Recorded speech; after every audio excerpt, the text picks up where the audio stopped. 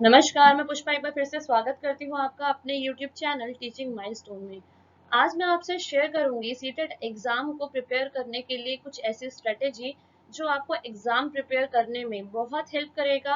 आपका सिलेबस आप timely complete कर सकेंगे और उसको एग्जाम तक याद रख सकेंगे। तो चलिए हम शुरू करते हैं। हियर वी गो।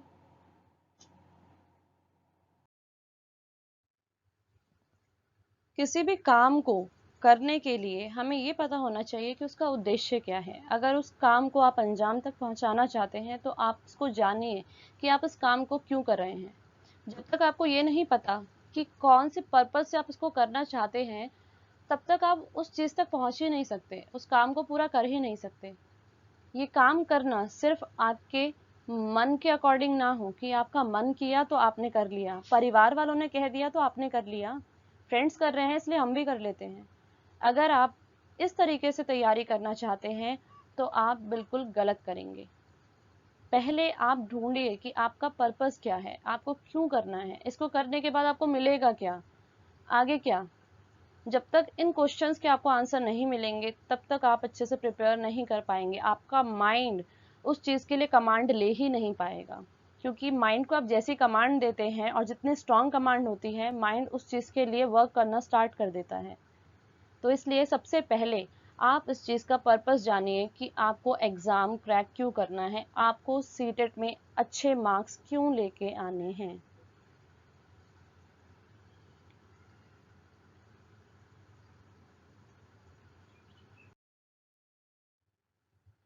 अब आपको क्या करना है, अपने टॉपिक्स डिसाइड करने हैं। जी हाँ, आप सबसे पहले क्या करेंगे, अपने सब्जेक्ट्स देखिए, आपके पास कितने सब्जेक्ट्स हैं प्रिपेयर करने के लिए, आपकी एग्जाम की डेट क्या है और आपका सब्जेक्ट सिलेबस क्या है। जब आपने ये देख लिया, उसके बाद आपको जो करना है, सिलेबस के अकॉर्डिंग आप अपने डेली टॉपिक्स डिसाइड कीजिए कि आपको एक दिन में कौन कौन से टॉपिक पढ़ने हैं, और उनको हेल और हेवन कुछ भी हो जाए, उनको बिना कंप्लीट किए आपको बेड पे नहीं जाना है।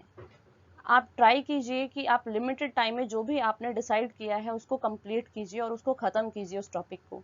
और आपका एक टॉपिक ख़त्म करना ना सिर्फ उसको पढ़ के बुक बंद करके रख देने तक ही सीमित है, बल्कि आप उसको रिवाइज भी कीजिए। रिवाइज करने के बाद उसको ख़त्म मानिए कि अब ये टॉपिक ख़त्म हो गया है। यानी अगर मैंने 4 पेज पढ़े तो 4 पेज पढ़ने के बाद मैंने उसकी रिवीजन भी साथ के साथ की। इस तरीके से आप पढ़िए, तब जाके आपके टॉपिक्स जो है वो कंप्लीट होंगे डेली बेसिस पे। नाउ अब आपको फिक्स करने हैं स्टडी आवर्स।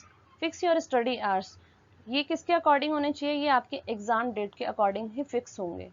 अगर आपके पास अच्छा खासा टाइम है तो आप डेली 6 घंटे अपने स्टडीज को दे सकते हैं। इस अच्छे खासा टाइम में कम से कम 6 महीने का टाइम आता है कि अगर आपके पास एग्जाम को प्रिपेयर करने के लिए आपके पास 6 महीने हैं तो आप उसको दीजिए। लेकिन सीटेट जैसे एग्जाम के लिए 3 मंथ्स का टाइम मोर देन सफिशिएंट है। इसको आप कम टाइम नहीं बोलेंगे, आप इसको एक्स्ट्रा टाइम भी नहीं बोलेंगे, ये बिल्कुल प्रॉपर टाइम होता है आपके सिलेबस को कंप्लीट करने के लिए। इसलिए आप अपने स्टडी आवर्स को फिक्स कीजिए, जो भी आपके एग्जाम डेट नियर बाय है उसके अकॉर्डिंग। जो भी आपने स्टडी आवर्स अपने फिक्स किए हैं, उनमें टॉपिक वाइज भी आपको डिवाइड करना है कि पर्टिकुलर टॉपिक के नेचर के अकॉर्डिंग आप देखिए कि अगर कोई टॉपिक ज़्यादा टाइम टेकिंग है तो उसको ज़्यादा टाइम दीजिए, प्लस में उसका रिवीजन टाइम। और अगर टॉपिक कम टाइम ले सकता है तो आप टॉपिक भी ज़्यादा डिसाइड कर सकते हैं और उसका रिवीजन टाइम के अकॉर्डिंग आप अपने स्टडी आवर्स को फिक्स कीजिए। यस, आपको एसोसिएट करना है ऐसे फ्रेंड्स के साथ जो कि एग्ज़ाम प्रिपरेशन के लिए बहुत सीरियस हैं।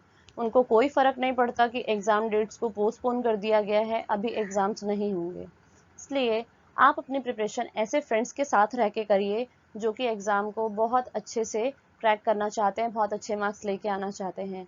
इससे आपको फ़ायदा क्या होगा कि अगर कभी आपका मन नहीं करा पढ़ने का तो आप उनसे शेयर कर पाएंगे कि आज मेरा मन नहीं है, या फिर अगर शेयर नहीं भी किया तो उनको देख के आपका मन करेगा पढ़ने का।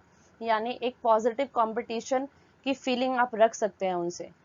आपको ट्राई करना है कि आप उनसे कॉम्पीट करने के चक्कर में इस तरीके से ना पढ़े कि आपको उनसे ज़्यादा पढ़ना है। आपको जो पढ़ना है वो बहुत ही क्वालिटी के अकॉर्डिंग पढ़ना है कि उसकी क्वालिटी बहुत अच्छी हो, आपको चीज़ें समझ आए और आप उसको अच्छे से टाइमली कंप्लीट भी कर पाएँ।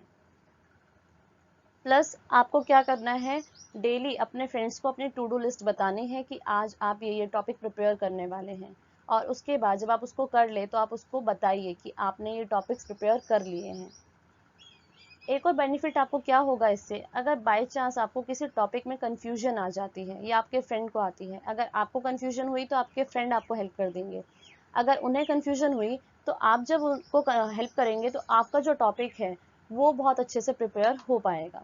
तो इस तरीके से आप एक दूसरे के साथ बहुत अच्छे से तालमेल बिठाते हुए एग्ज़ाम को प्रिपेयर कर पाएंगे, एग्ज़ाम के लिए फोकस्ड रह पाएंगे।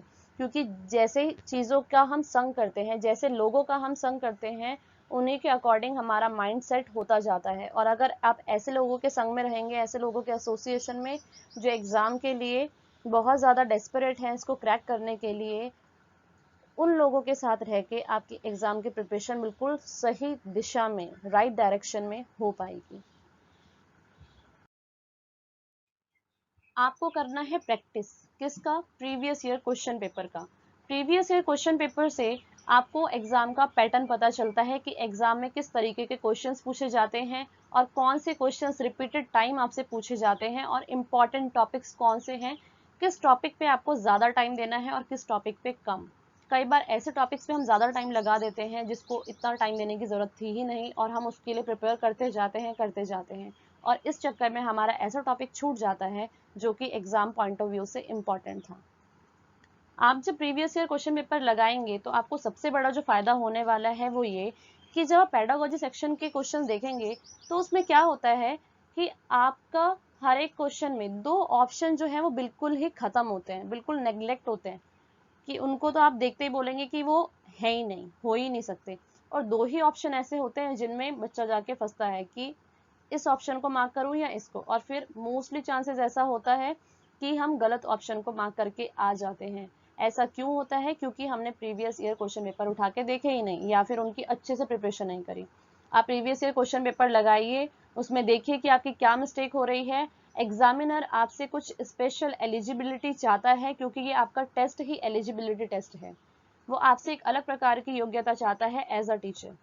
तो देखिए कि आप में टॉपिक्स को पढ़ने के बाद वो कैपेबिलिटी डेवलप हो भी रही है कि नहीं हो रही है। क्योंकि चाइल्ड डेवलपमेंट एंड पेडागोजी ना सिर्फ एक स्पेशल सब्जेक्ट 30 मार्क्स का आपका आएगा, इसके अलावा हर एक सब्जेक्ट में 15-15 मार्क्स का आपका चाइल्ड डेवलपमेंट एंड पेडागोजी का ही सेक्शन है। तो इसको लाइटली मत लीजिए, एग्जाम के प्रीवियस ईयर क्वेश्चन पेपर को जरूर जरूर लगाइए। Yes, this is the most important part of your studies. बिना रिवीजन के आप अपना टॉपिक कंप्लीट मत मानिए, क्योंकि जब तक आप रिवीजन नहीं करेंगे आपके मन में, आपके दिमाग में वो चीज़ें रिटेन ही नहीं हो पाएगी। जब आप किसी भी चीज़ की रिवीजन कर लेते हैं, जो भी आपने पढ़ा है विद इन 24 आवर्स, तो आपको 70 से 80% चीज़ें याद रहती हैं। यानी आपको रिवीजन वीकली या मंथली बेसिस पे नहीं करनी है, आपको रिवीजन करनी है डेली बेसिस पे। और अगले दिन आपको ज़रूर ज़रूर रिवीजन करनी है। नया टॉपिक उठाने से पहले आप करिए कि जो भी टॉपिक आपने प्रिपेयर किया था अपने प्रीवियस डे में उसको उठाइए, एक बार उस पर नज़र मारिए, उसको रिवाइज कीजिए कि आपने क्या क्या पढ़ा था, उसके बाद अपने नेक्स्ट टॉपिक पर जाइए। आपको ज़्यादा टाइम नहीं लगेगा इसमें, आपको हार्डली 5 से 10 मिनट्स लगते हैं किसी भी टॉपिक को रिवाइज करने में। किसी भी टॉपिक को भूल जाने से बेटर है कि उसमें 5-10 मिनट इन्वेस्ट करके उस टॉपिक को हमेशा के लिए दिमाग में रख लिया जाए। और उसके बाद आपको वीकली रिवीजन भी करनी है, यानी 5 दिन आपने पढ़ाई की और उसके बाद 2 दिन आपने रिवीजन के लिए रखे। जो भी 2 दिन आप रखना चाहे सैटरडे या संडे में से आप रख सकते हैं, और 2 दिन बहुत अच्छे से जो भी आपने पूरे वीक में पढ़ा है उसके लिए टाइम निकालिए और उसको बहुत अच्छे से टाइम दीजिए। और इस रिवीजन में आप ये मत कीजिएगा कि आपको सिर्फ और सिर्फ वही रिवाइज करना है जो आपने पढ़ा है। अपने प्रीवियस ईयर क्वेश्चन पेपर में जो भी आपने क्वेश्चंस गलत मार्क किए थे, जो भी आपकी गलतियां थी, उनको भी रिवाइज करना है। एक अलग से रिवीजन नोटबुक लगानी है कि जो भी क्वेश्चंस आप कर रहे हैं प्रैक्टिस सेट से, प्रीवियस ईयर क्वेश्चन पेपर से, उनको लिखिए कि आपने क्या मिस्टेक की है और उसमें सही आंसर क्या होना चाहिए था, उसका रीज़न क्या था, और उस नोटबुक को रिवाइज करते रहिए टाइम टू टाइम। इस तरीके से जो भी आप पढ़ेंगे आपके माइंड में चीज़ें रिटेन हो पाएंगी ज़्यादा टाइम तक। अभी तक अगर आपने अपने एग्जाम के लिए प्रिपरेशन करना शुरू नहीं किया है या आप प्रिपरेशन करना शुरू कर चुके हैं पर आप सीरियस नहीं हो पा रहे हैं, तो आज से ही जो भी स्ट्रेटेजी मैंने आपको बताई है उसको फॉलो करना शुरू कीजिए।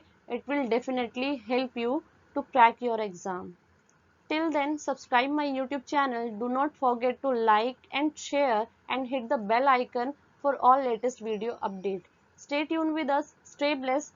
Thank you so much.